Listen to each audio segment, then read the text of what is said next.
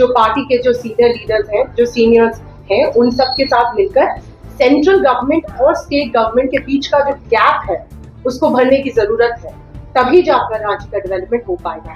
तो उस गैप को ब्रिज करने की कोशिश मैं करूंगी। एक तो आपको सबसे पहले कानून लाना होगा, बहुत सख्त कानून पेपर लीक के खिलाफ, और ये कांग्रेस पार्टी के न्याय पत्र में भी मेंशन है।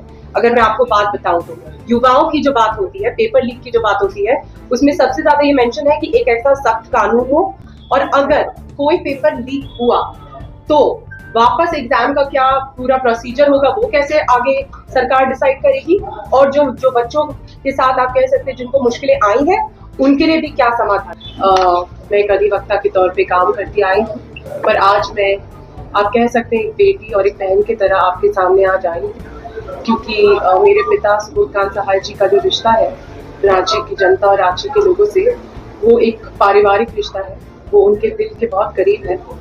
तो आपका प्यार समर्थन मैं भी उसी तरह लेने आई हूँ, आपकी बेटी और बहन की तरह। बहुत बहुत धन्यवाद।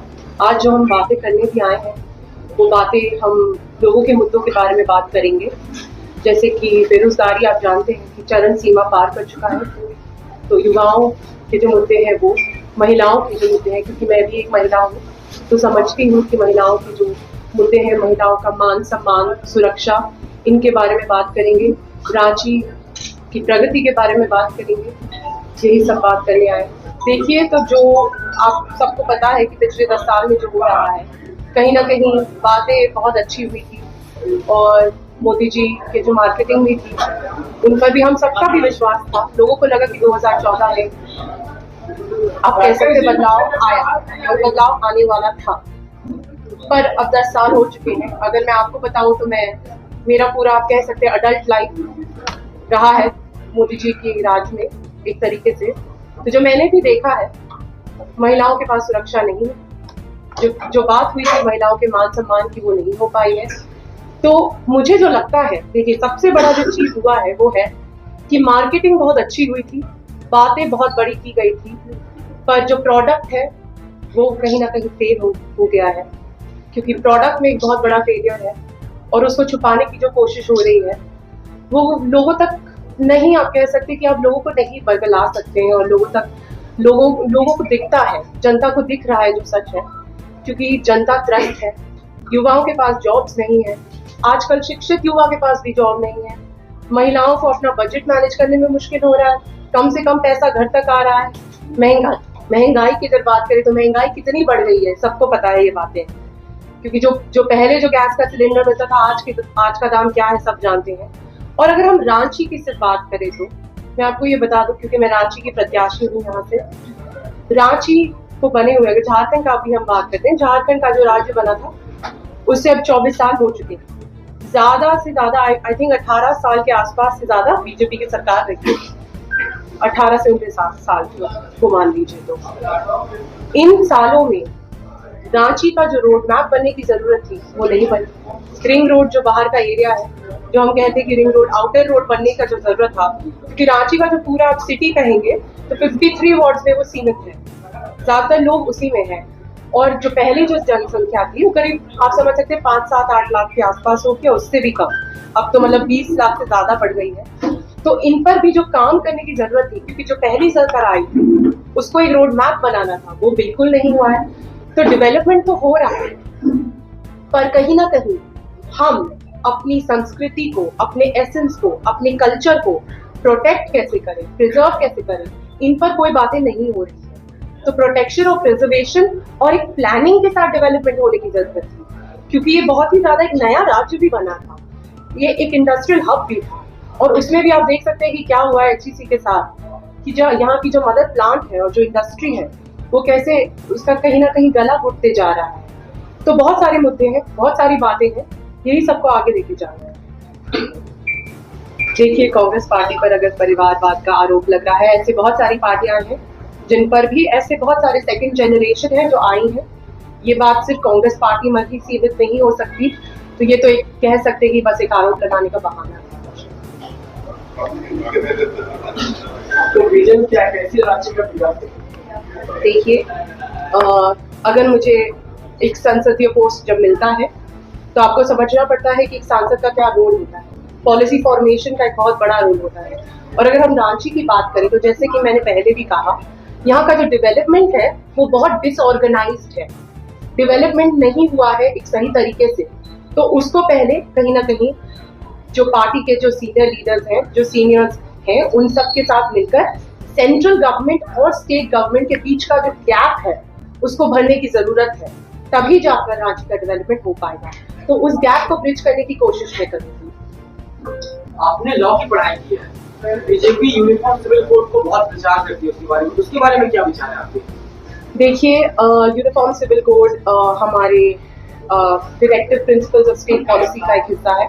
सो कहीं ना कहीं ये इन्फोर्सिबल नहीं है।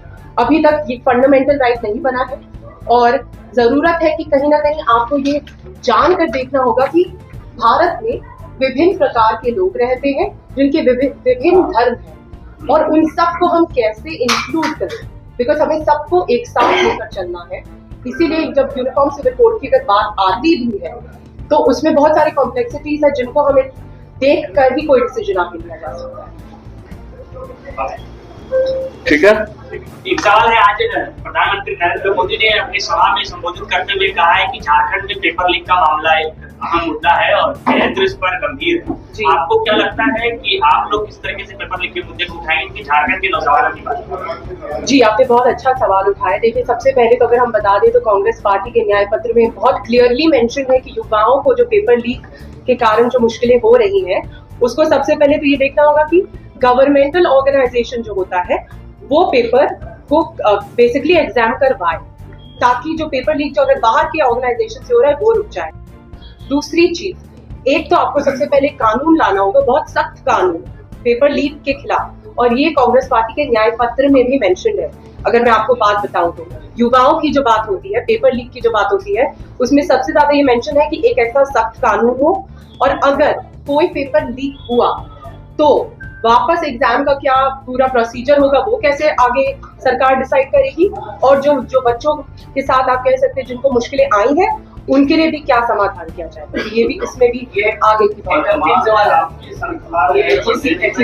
एक एक करके एचईसी की बदहाली का कारण क्या है? देखिए, एचईसी की बदहाली का अगर हम बात करें तो सबसे ज्यादा ये देखना होगा कि एचईसी के पास आज कैपिटल नहीं है। मतलब 2 साल से ज्यादा आप कह सकते हैं या 2 साल के आसपास वहाँ के मजदूर और अफसर उनके पास तनख्वाह नहीं मिली है उन्हें, और ये सबसे बड़ी बात है।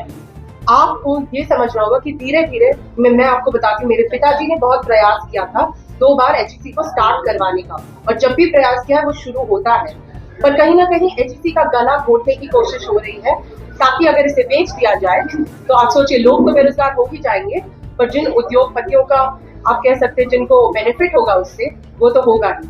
तो ये जो चलने की कोशिश हो रही है उसको रोकने के लिए सेंट्रल गवर्नमेंट को बहुत ऐसे सख्त कदम उठाने पड़ेंगे जिससे वो एचईसी को बचा पाए, रिवाइव कर पाए, और जो अनएम्प्लॉयमेंट का जो क्राइसिस है उसको भी रोकने में मदद कर पाए। क्योंकि आप सोचिए कि एचईसी कितने लोगों को, कितने मजदूरों को एम्प्लॉयमेंट देता है, रोजगार देता है, और वो चीज अगर आप हटा दीजिए। एक और मैं बात बताती हूँ, झारखंड आप सोचिए कि कहीं ना कहीं एक इंडस्ट्रियल हब था। अगर आप एचईसी मदर प्लांट को आप कहीं ना कहीं उसका गला घोट देंगे तो दूसरी इंडस्ट्री कैसे आना चाहेगी? दूसरे उद्योग को आने के लिए हमें कहीं ना कहीं इंकरेजमेंट देने की जरूरत है। अगर नहीं दिया तो फिर एम्प्लॉयमेंट कैसे बढ़ेगा? अगर एम्प्लॉयमेंट नहीं बढ़ेगा तो हमारे युवा तो वैसे भी बेरोजगार है। ये तो एक मुद्दा है ही, तो ये सब पे बातें करने की जरूरत है। Sir, I am not in the position, because मैं एक पॉलिसी मेकर नहीं हूँ अभी, बट डेफिनेटली मेरा सर, जैसे कि आपने सर सेंटर एंड स्टेट के बीच का जो गैप है मैं उसको फिल करने की बात कर रही हूँ, क्योंकि मैं एक पॉलिसी मेकर अभी नहीं हूँ। जब एक पॉलिसी मेकर मैं बन जाऊंगी तो उसके बीच का जो गैप है उसको ब्रिज करने में जो मेरी सहायता होगी मैं पूरी तरीके से निभाऊंगी। झारखंड में भ्रष्टाचार के मुद्दे पर लगातार सवाल उठ रहे हैं, आप हेमंत सोरेन के कार्यकाल उनके जेल जाने को किस तरीके से देखती हैं?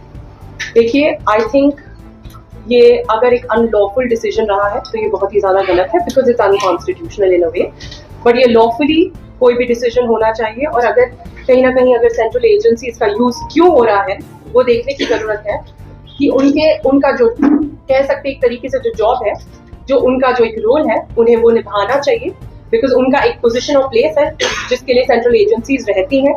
They are responsible for the economic health of the country.